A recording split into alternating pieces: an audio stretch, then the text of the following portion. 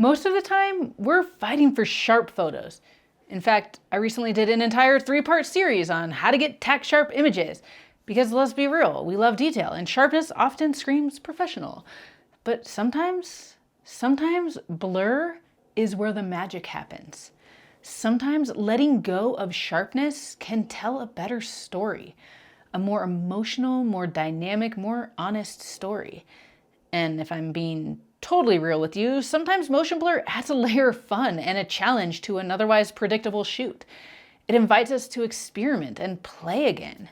So in this video, we're going to talk about why motion blur is awesome, what it even is, and most importantly, how and when to use it in your photography.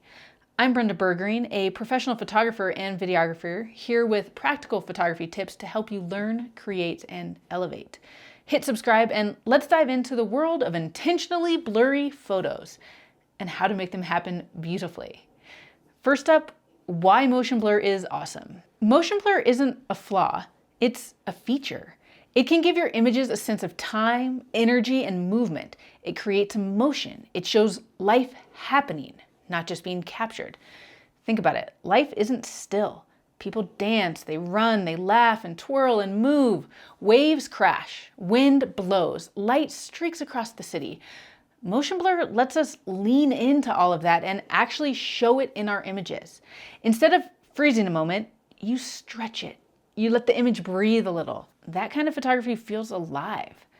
And the bonus? It can be really fun, like actually fun. It's playful and creative and sometimes even a little unpredictable in the best way. So what is motion blur? Let's define it. Motion blur happens when something in your frame moves during the exposure. It's created with a slower shutter speed because the longer the shutter stays open, the more time there is for movement to be captured. The movement could come from your subject, like a runner sprinting past or a car zipping by. Or it could come from your camera, like panning shots or intentional camera movement. You're letting motion write itself into your image. And remember, blur doesn't mean it's out of focus. The focus can still be sharp, but the movement is what's blurred. That's what gives it character. So when to use it? In my opinion, shutter speed is one of the most underused creative tools in photography. We love aperture. We talk about bokeh and depth of field, all that good stuff. But shutter speed? We mostly think about it in technical terms. Fast shutter speed to freeze action, slow shutter only if we have to in low light, right? But motion blur reminds us that shutter speed isn't just a setting, it's a storytelling choice. Let's look at some examples. A long exposure of a waterfall turns rushing water into soft, dreamy silk. Headlights on a highway at night become glowing streaks of light. Cyclists blur past as the background stays still, giving that sense of speed. A runner passing by. A skier flying down the mountain. And here's a few examples from motion at weddings. Getting ready. Twirling in a dress. Commotion at a reception, dance floor fun. These aren't just cool tricks. There's ways to say more with your photo. To say, this isn't a static moment. This is life in motion. And yes, one look at those creamy waterfall shots and I'm grabbing my tripod. One look at stars spinning in the sky and I'm thinking about staying up past midnight. Real talk, I'm not great at motivating for late night shots, but I do love the results, so I make Mark stay up late. Tips for shooting motion blur. Let's get into some practical tips to help you create motion blur intentionally. But we all know we can do it accidentally by just not paying attention. Number 1, know your shutter speed ranges. You don't need a 5-minute exposure to get motion blur. It can be really subtle and still impactful. Around 1/10 to 1/60 of a second is a great range to start playing with. That'll give you some nice blur without losing all the structure of your subject. So for long exposures like waterfalls or light trails, you're gonna go slower than a second or even into the multi-second range. The trick is to experiment, move the dial, take a test shot, adjust. So let me give you some starting points. Past 30 seconds is when you'll start to capture movement in the night sky. But if you're wanting star trails, you're looking at a minimum of 15 minutes. This duration of time makes it hard to take a test shot and then adjust, so it's important to remember that you'll need to drop your ISO way down if you're going to open your shutter for 20 minutes. For example, a Milky Way shot might be shot at ISO 6400, but a star trail shot will be more like 400. To get movement in water, a half a second is a good starting point, but you'll start to need an ND filter.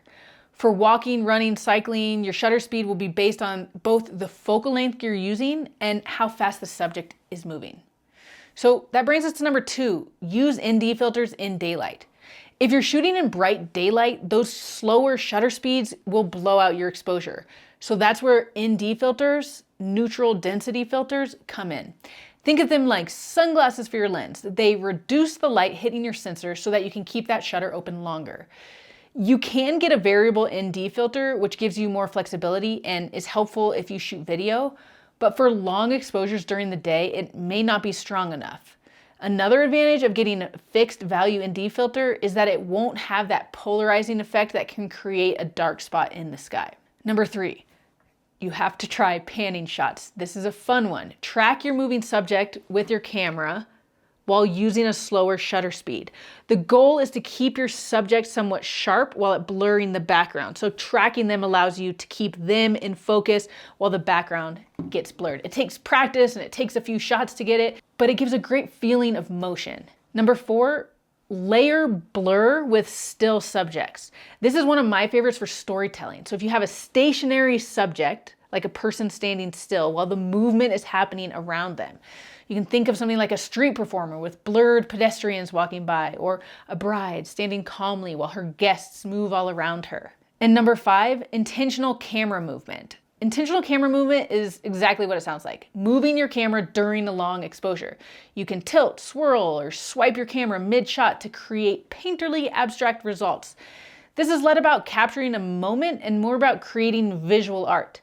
Unless you combine with a flash used to freeze certain motion. Then the darker elements in the frame will be frozen with the flash, and the bright spots, like the market lights, will create that blurry effect. So next time the world's in motion, don't freeze it, blur it.